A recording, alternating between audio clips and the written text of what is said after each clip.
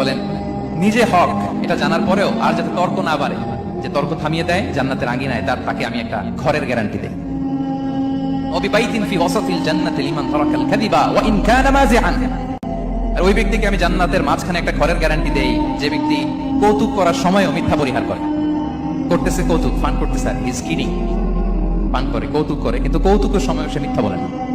এই স্বভাব যাদের, তাদেরকে আমি জান্নাতের মাঝ বরাবর একটা ঘরের গ্যারান্টি দেই।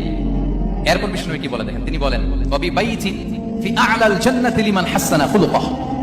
আর জান্নাতের একেবারে হাইস্ট পিক অফ প্যারাডাইস, জান্নাতের সর্বোচ্চ স্তরে আমি একটা ঘর বা একটা বাসভবনের গ্যারান্টি ওই ব্যক্তিকে দেই যে তার আচরণটা সুন্দর করেছে, যে সুন্দর আচরণের অধিকারী হয়েছে, তাকে জান্নাতের হাইস্ট পিকে আমি একটা বাসভবনের গ্যারান্টি দেই।